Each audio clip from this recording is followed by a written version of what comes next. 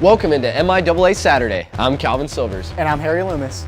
Week 3 of the season is underway, but week number 2 did not disappoint. That's right. There were 5 great matchups last week, and it's hard to find a more action-packed matchup than Fort Hays and Missouri Western on Thursday night.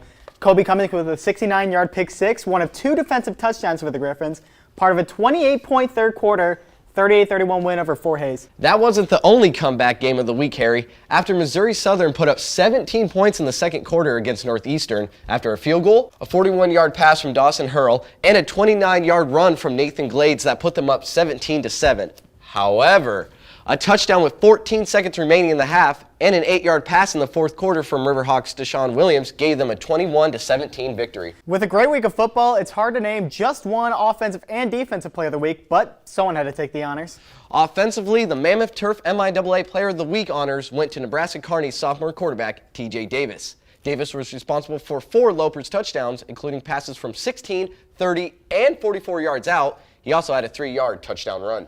And the Mammoth Turf Defensive Player of the Week is Zach Schlager of Nebraska Kearney. Schlager had a team-high 12 tackles in UNK's 28-17 win at Pitt State. The Lopers shut out the Gorillas in the second half thanks to 3 picks, one of which was from Schlager. And I got to sit down with the Mammoth Turf Special Teams Athlete of the Week, Washburn kicker Kameron Lake. All right, I am here with Kameron Lake, the Washburn kicker. Kameron, how are you doing? Doing good. How are you? I'm doing fantastic. Let's jump right into the question here. First question right off the bat, actually. How does it feel winning the Mammoth Turf MIAA Special Teams Athlete of the Week? It's quite the honor. It feels great. I mean, it's pretty cool, actually. I didn't even realize it until I think it was yesterday when I saw it on Twitter pop up and some friends retweeting it. But yeah, it's pretty cool. I've never had that before. So. I'm sure that was quite the experience, to seeing it on Twitter, like, oh man, that is my face. That is me. So that's pretty cool. You went 3 of 4 on field goals. You hit from the distances of 32, 39, and even a career-long 48-yard field goal. On that career-long field goal that you had, kind of talk about your approach, your mindset, and the feelings of seeing that ball sail through the uprights. Okay. Really, for every field goal, my approach to everything is just think of every kick like a PAT, and every kick is the exact same. And on that first, because we had a penalty, we had a 43-yarder, and then we knocked it back to 48. So once I made that 43-yarder, I felt completely confident that the 48 was going to be just fine. And it was funny because I didn't even realize how far back we were. I just try to think of them all as the same exact kick and just hone in on it and hit the sweet spot and hope for the best. And that seems to work for you. So I'm not going to, question how you go about it. When the ball left your foot, when you made contact with the ball and it started sailing, did you know it was going to be good, or was there a little doubt there that it might be short, might be to the right, to the left? How'd you feel about that? I felt like it was a pretty true hit, true kick, I guess. And I felt pretty confident about it because normally, I mean, you can feel it, like you were saying, like if it hits the sweet spot and your alignment's good, I mean, you can usually tell, like before you even pick your head up. It's kind of like a golf swing, if you hit a clean shot, you can feel it right off the club. But yeah, I felt pretty confident about it. Awesome. And then nailing a 48-yard field goal, that's not really an easy task to do. So what's the secret? If you can tell me the secret, is it a lot of squats? Is it maybe another leg lift, some calf raises or something? Or is it a mindset game? What's the secret? Because I can't hit a 40-yard field goal. There's no way. There's really not a whole lot of physicality to it. I mean, not like extra lifts and all that. I think a lot of it's mainly just form based. And yeah, I think, you've heard it like 90% mental, that concept. And I think that's true, because if I go up there and I just think that I'm going to make this kick and I just trust my technique, it'll pan out in the best way it can. And I really think it's all mental. That's really it. And, we do workouts like everybody else on the team. And yeah, of course that helps. But I think the mental side is what makes the biggest difference. Well, you're doing a fantastic job kicking, so don't change anything there. Stick to the regimen that you have. What does it mean to you knowing that your coaches will utilize and have trust in you to get points for your team basically anywhere on the field? I think it's pretty cool. I just love being able to just have that trust, and I want to thank them for giving me the opportunities they have, because I kind of just had to earn it. And this whole preseason and stuff, just show in practice that I can hit from all those distances. And I feel like that we have a good special teams all around, and our holder, I'm so blessed to have Spiker, our punter, as our holder, because he's amazing and makes my job 10 times easier. And we have great long snapper. And I think the coaching staff just trusts our whole operation in general. So we've put a lot of work and time into it, and it's paid off for sure. And that's good to have the coaches trust, and that the coaches trust everyone. So that's awesome. That's a formula to have a good, successful team.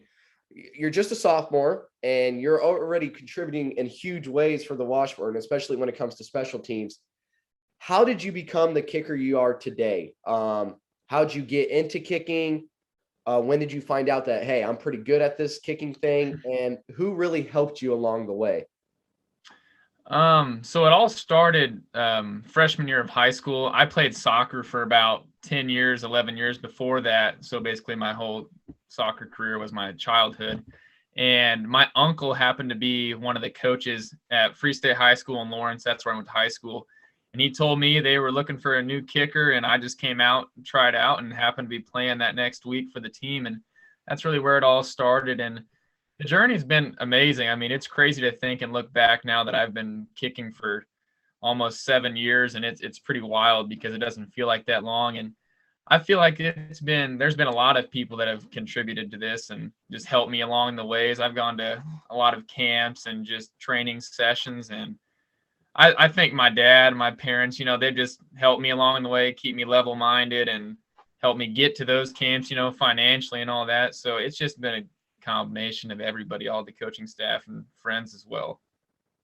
Awesome. And then we're going to kind of turn the tone a little bit here and kind of look at the matchup that's coming up for you guys against the Lopers. And it's a battle of unbeatens. As I said, you guys travel to Kearney, Nebraska. How excited are you guys for this 2-0 versus 2-0 matchup? You can see it in the practice. The team's really pumped up, and we're just super excited to have this opportunity as, I guess you could say, the first big test of the season, because they're a great team out there. They just came off a good win against Pitt State. And, yeah, we're really excited to go down there because we went down to Kearney last year and came out with the win at the end of the season. So we know they're going to be jacked up and wanting to get back at us. So we're just excited to go out on the field and battle it out and hopefully come out with the win. As you should be excited. It's going to be a great game. Last question for you, and then I'll let you go. What are some keys, and maybe this is from a special team standpoint, or maybe just a team standpoint in general? What are some things that you guys are focusing on for this game? I think what we're trying to focus on is mainly just focus on this game itself, just one day at a time. And for me, the motto of my season this year, and what I've been trying to get at with everybody, is just one play at a time, one kick at a time for me, and just one game at a time in general, and just try to just stay in the moment and not think about the future so much. We can have those goals of having an undefeated season, of course, and going to the playoffs, but really we just have to get there by focusing on the now. And that's what the coaching staff has really preached to us, is that get out on the field every day and just work hard today and pray that you get tomorrow. And yeah, it's been awesome. I think we're prepared. Awesome. Well, good luck to you guys versus Nebraska Kearney, and thanks for taking the time to talk to me today. Yep, thanks for having me. Yep, no problem. With 2 weeks in the books, here's a look at the standings heading into today's games. 3 teams sit atop the MIAA with 2 wins and 0 losses in Nebraska Kearney, Washburn, and Emporia State.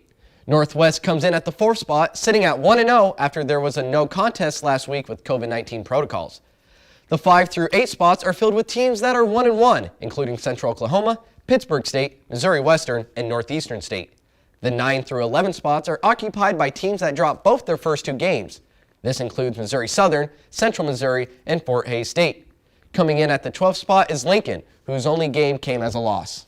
Once again, we've got a great lineup of games for you today around the MIAA, including Central Oklahoma trying to move to 2-1 as they face Missouri Southern.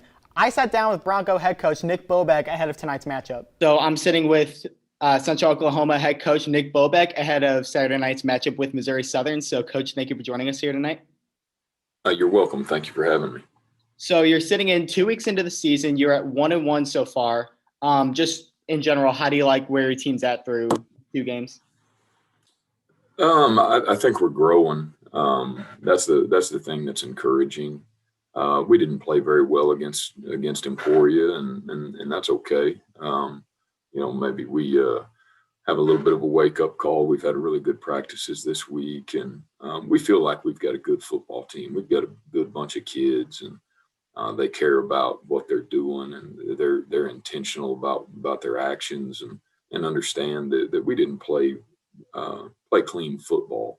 It's kind of a banger bust game against Emporia, and that's not how you play good football. We've got to be more consistent, both offensively and defensively, and our guys see it. They understand, and so I'm excited about where we are, and excited about the growth of our team. One player that had a very big workload last week was Jace Gardner. He had 119 rushing yards. Missouri Southern last week allowed 159 yards on the ground. Do you think he'll have about a similar workload this week as he did last?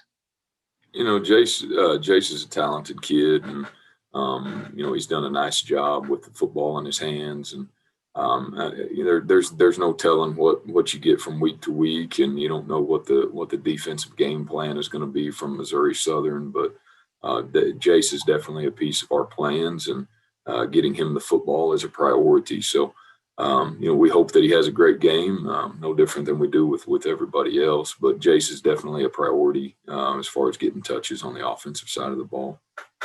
So a big moment last week was your fumble recovery inside Central Oklahoma's 10, or the opponent's 10, excuse me. Mm-hmm. And that led to the touchdown that made it a 7-point game. Missouri Southern hasn't given up the ball that much, but how crucial is it going to be to get on the quarterback, kind of try to force him into a mistake there?